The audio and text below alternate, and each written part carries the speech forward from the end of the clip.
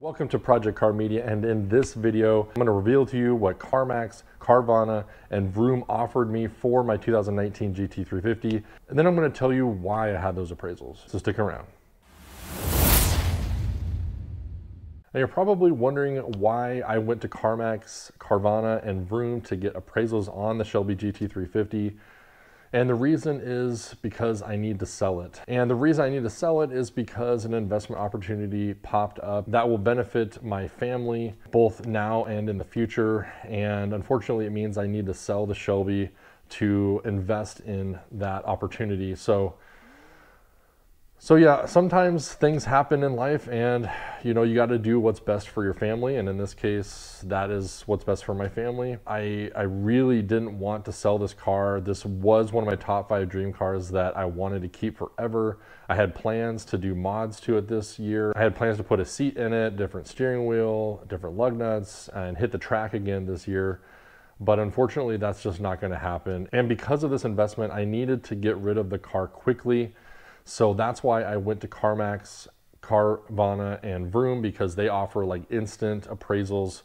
And I thought, well, I'll just go to all 3, figure out which one is offering the most, and then I'll sell it to them. Now, it seems almost sacrilegious to sell a GT350 at this point in time when they're just about to start to go up in value. And especially to a place like CarMax, they're going to offer trade-in for it. But the reality is that I need to get rid of the car soon, and I didn't want to deal with all the lowballers, tire kickers, people that want to have the car inspected, people that want to negotiate on price, people that want to test drive and not buy it. I didn't have time to deal with all those people. So I thought, well, if I can find one of these 3 places that can offer me a decent amount of money, I can get rid of the car, no questions asked, and get to using the money for this investment. So the only place that actually made me come into the store to have it appraised was CarMax. Carvana and Vroom both did an online appraisal without any pictures or anything. CarMax actually had me come into the store. They did an appraisal in store. Let me show you what CarMax offered me, and then I'll tell you what Carvana and Vroom offered me as well. Okay, here is my appraisal. CarMax offered me $58,000 for the GT350. And I'll be honest, at first I thought like that is way low here. I know at CarMax, if you tell them that you have anything aftermarket, they give you wholesale trade-in, but I told them I didn't have anything aftermarket, and that's because I removed everything off of the car, which I'll show you guys here in just a little bit and explain that. But I mean, trade-in on the GT350 on Kelley Blue Book is sitting at about $61,000. And I really thought that they were going to get somewhere towards that, but unfortunately they offered $58,000, which is what I paid for the car a year and a half ago. And it allows me to get out of the car clean and clear. Carvana offered me only $55,000, and Vroom only offered me $50,000 for the car. So both of those offers, I was no way, I am not taking those offers. CarMax is low, but it's doable for my situation. And it really sucks because in probably 5 years, this car is going to be worth, $75,000, $80,000 or maybe even more. So it kind of pains me to sell it to CarMax just because, I'm probably losing out on around $4,000 or $5,000 compared to if I was to sell a private party. But again, due to the nature of this investment that I have the opportunity to invest in, I just don't have the time to wait around for a private seller and stuff like that. That's just what I have to do. And some of you might hate me for that, for taking my car there, but that's just what has to happen. And unfortunately, that means I won't have a GT350 anymore. I have owned this car, like I said, for about a year and a half. I took it to the track last year. I absolutely love this car. I don't want to sell it, but at the end of the day, you got to do what is right for your family and what is best for your family. And in my case, this opportunity came up and I got to take it. So with that being said, I wanted to remind you guys, back when I was doing the mods on this car, probably around April of last year, I remember mentioning that I like to do mods that are reversible. And that's just because in certain situations like this, where I'm going to sell the car, I didn't want to, I never meant to sell the car, but I need to, I can actually take those parts off and resell them on the market, get a little bit of my money back. and send the car on its way. If I was selling a private party, I probably would have left these parts on and just, you know, said that that's what was on the car. But since I'm giving it to CarMax, they don't know about any of these parts. They don't care about any of these parts. So I removed what I could in a short amount of time, and I'm just going to keep these. I'll resell them, get a little bit of my money back. I think it's smart to do when you own a car like this or any other car. I like to do mods that are reversible. You know, I don't want to do anything that's going to affect the value of the car. So like everything that I have here, which I'll show you guys in just a second, is all things that I took off in about, I don't know, half an hour.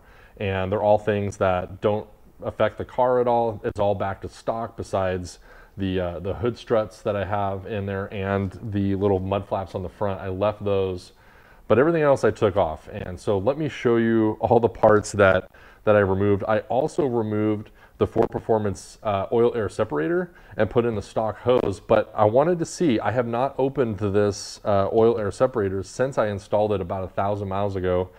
And I did a couple track days and I've been driving around. So I'm really curious to see how much oil this caught, which I will show you guys as well. We'll open it up together, see what it looks like. So let's go ahead and I'll show you my parts that I took off, and then we'll get to opening up this oil air separator.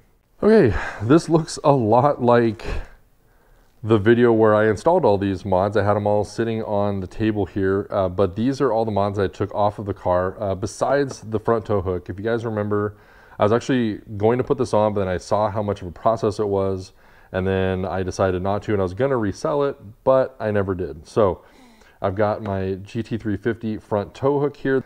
I took off my Ford Performance tow hooks. These were just a few bolts underneath, and these I can easily resell. I took off my Ford Performance air filter, which is just an air raid air filter, but I put the stock one of those back on so I can resell that. And then I took off my jacking rails. So these are the Steeda ultralight jacking rails, and there's a little bit of wear on them, but they still work perfectly. So I took those off to resell. And last but not least, I've got my Ford Performance oil filter here. And this, I have not opened this since I installed it. And like I said, there's about 1,000 miles and like 3 track days on it. So I'm really curious to see how much oil this thing caught. So let me go ahead, open this up, and we'll see how much is in there. All right, I got all of the screws loose, so let's get these removed here. And then we'll pop off the top and we'll see how much oil is in here. Now this came off of the passenger side. Now you can buy an oil air separator for both sides of the engine, but the passenger side, from everything that I read, gets way more oil in it than the driver's side does. So I just went with the passenger side oil air separator here.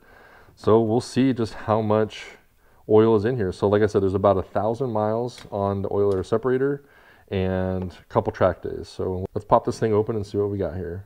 All right, here we go. Boom. There's a nice little filter in there. Wow, there's really not much in here. There's a decent amount in here. I'd say,